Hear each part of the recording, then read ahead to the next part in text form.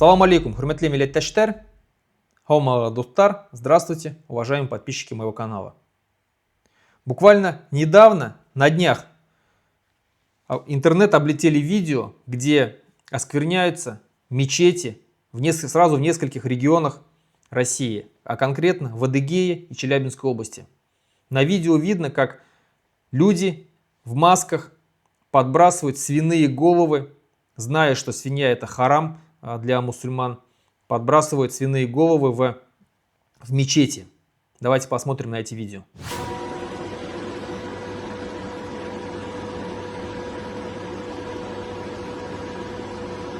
Азерам и остальным хачам в России не рады. Молитесь у себя в кишлаках, чурбаны.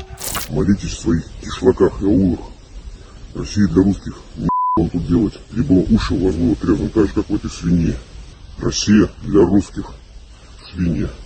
На видео видно, как они подбрасывают. В одном даже говорят, что отрезают уши у свиньи. И говорят, что мы будем также отрезать вам уши.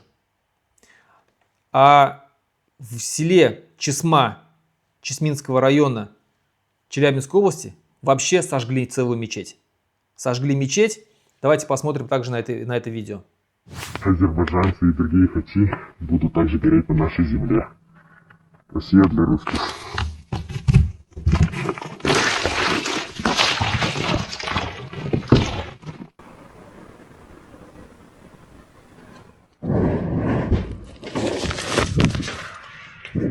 Вот мы здесь видим, как человек со словами «Россия для русских», также и на других видео, что Россия для русских, в России должны жить только русские, они оскверняют наши мечети и сжигают.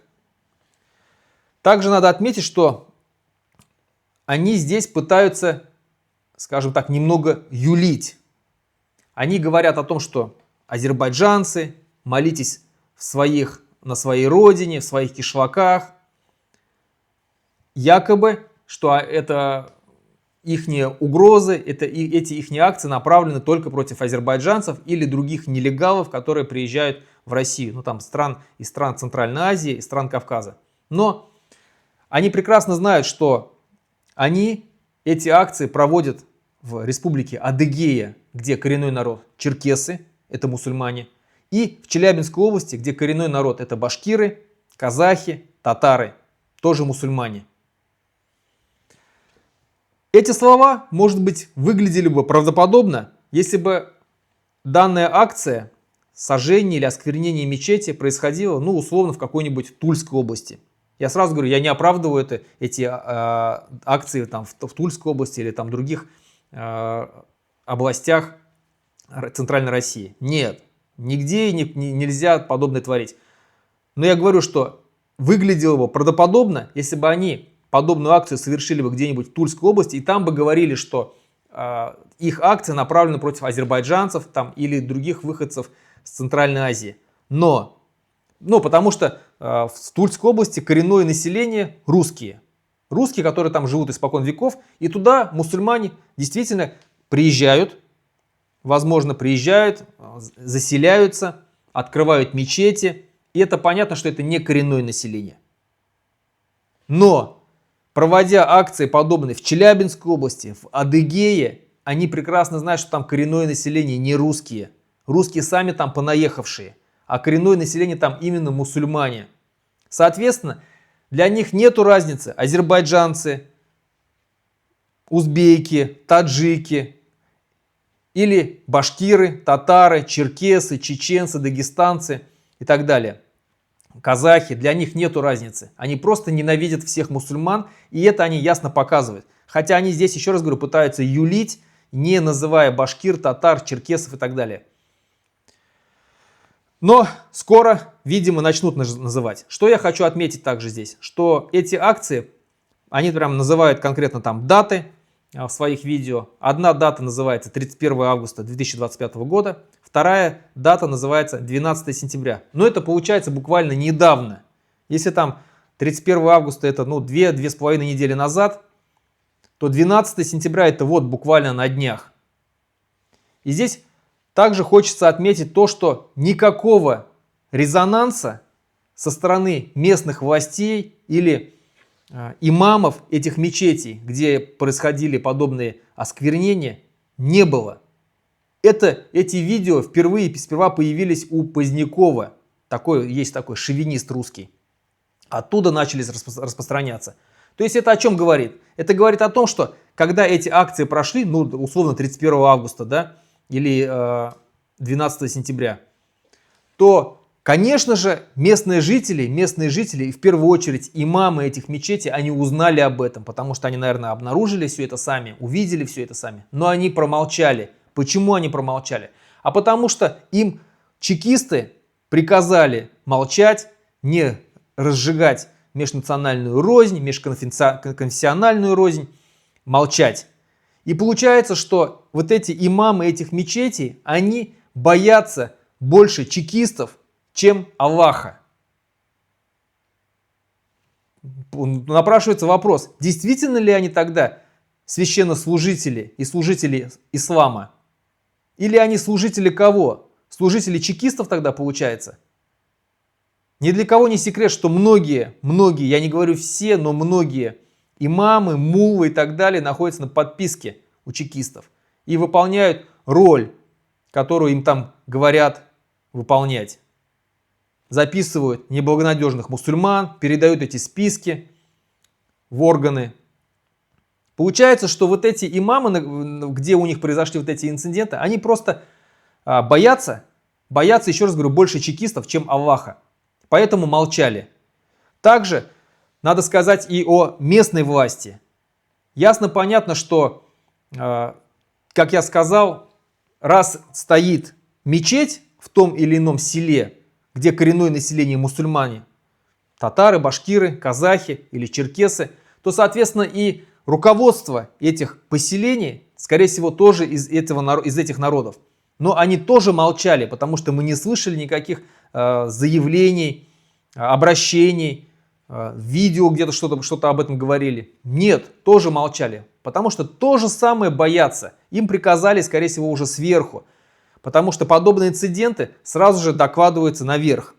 То есть, соответственно, глава Челябинской области, ну или там администрация Челябинской области приказала молчать вот этому главе администрации Чесминского района, главе администрации села Чесмы, то же самое и в Адыгее. И они молчат. Молчат, потому что боятся. А сверху власть, которая сидит в Челябинской области на самом верху или в Адыгее, они покрывают, как и правоохранительные органы, вот эти вот силовики, чекисты, МВДшники, они покрывают тех, кто это делает. Поощряют тем самым. Но можно по-другому нельзя объяснить это. Можно только так понять. Почему мы это узнаем только из интернета? Почему вот эти вот резонансные акции, как сожжение мечети, мы узнаем через видео от какого-то русского шовиниста, а не от властей этих областей, этих поселков? Буквально месяц назад в Республике Башкортостан, в городе Благовещенск, среди бела дня подожгли мечеть. Подъехал какой-то парень на скейтборде, закинул бутылку с зажигательной смесью в мечеть и скрылся. Что с ним произошло, никто не знает. Одни говорят поймали, другие говорят не поймали. Но среди бела дня, то есть когда везде камеры, все работает, все видно, кто куда побежал, есть свидетели, были свидетели, которые все это видели. И человека просто нету. И его не предъявляют общественности, кто это такой, какие были мотивы у него. Где состоял этот человек, в каких организациях? Ноль, абсолютно ноль. И местная власть молчит. И Духовное управление мусульман Республики Башкортостан тоже молчит. Айнур Бергалин, муфтий Республики Башкортостан, ну просто трус. Трус, который боится больше всего чекистов, чем Аллаха. На его вотчине, можно сказать, да, в Республике Башкортостан, где он является главным верховным муфтием, сжигают мечети, и он молчит трусливо. То же самое касается и тех священнослужителей Республики Адыгея, Челябинской области, тоже трусливо молчат. Понятно, что они будут молчать потому что, как я сказал, скорее всего, они все, практически многие из них, либо на подписке, либо просто боятся потерять свои места. Но что делать нам? Нам, мусульманам, нерусским. Потому что эти акции начали учащаться просто с катастрофической скоростью, с устрашающей скоростью начали учащаться. И они будут и дальше, потому что безнаказанность порождает дальнейшие, более сильные действия. А они останутся безнаказанны. Мы не видим какие-то заявления Следственного комитета, того же самого Бастрыкина, который взял бы под свой контроль сожжение мечети в Челябинской области или в Благовещенске. Нет. Он там какую-нибудь женщину ударит, он это берет под свой контроль. Отравление в школе произошло, детей, животы заболели, он это берет под свой контроль. А вот сожжение мечетей, для него это, так себе, значит, какой-то инцидент, который ничего не значит. Они дальше будут покрывать. И все близится к гражданской войне. Я еще несколько лет назад, когда только началась война с Украиной, сказал, что будет гражданская война. Общество сильно поляризировано. Сторонников вот этого русского мира, их становится все больше среди молодежи, потому что их накачивают вот этой пропагандой ненависти к украинцам, пропагандой ненависти к нерусским. Сейчас она усиливается. Посмотрите, прошел марш буквально недавно в Москве, по-моему, и собрал он сколько? 100 тысяч. 100 тысяч человек. Мы русские! С нами Бог! Мы русские! С нами Бог! Подобные крестные ходы происходили с таким количеством происходили только при Российской империи, когда вот эти были черносотенцы.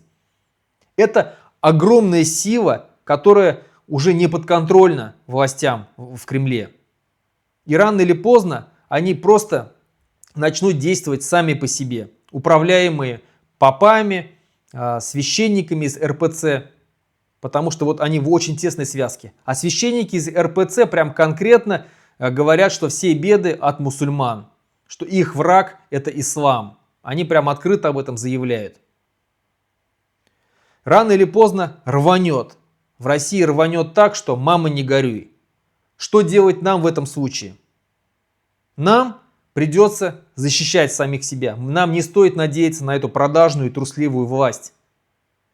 Вот буквально тоже на днях произошло событие в Тюмени, где молодые люди идут по улице и кричат: «Россия для русских», «Тюмень для русских», что это русский город. Россия для русских, Тюмень не для ткачей.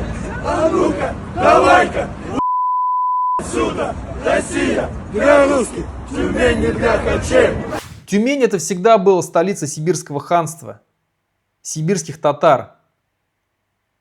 Какие русские? Русские там точно такие же понаехавшие. Но сейчас они там себя считают хозяевами и выгоняют мусульман оттуда.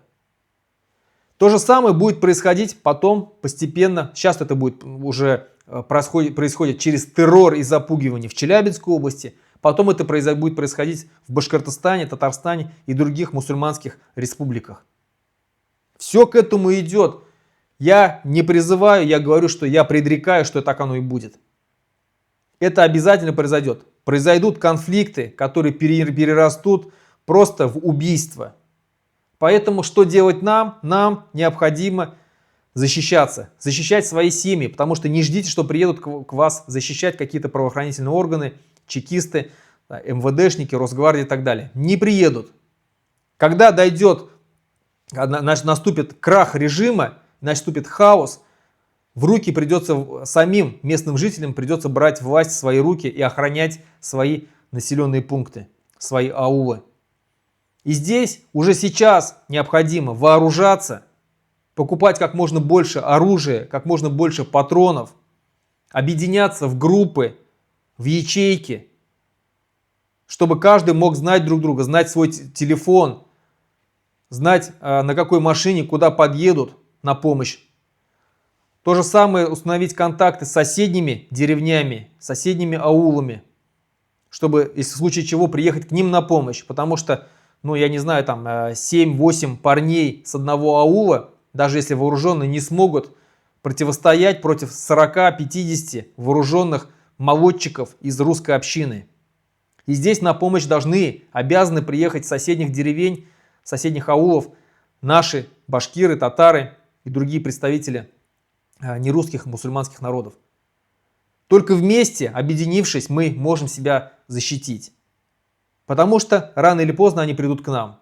Поэтому я призываю вас всех не думать, что вас обойдет вот эта беда, что вот эта усиливающаяся фашистские русские организации, которые усиливаются с каждым днем, и мы это видим, что они вас как-то обойдут стороной. Не обойдут. Они придут к вам. Поэтому вооружайтесь, объединяйтесь. Рано или поздно нам придется давать отпор этой нацистской нечисти. На этом все. Распространите, пожалуйста, это видео.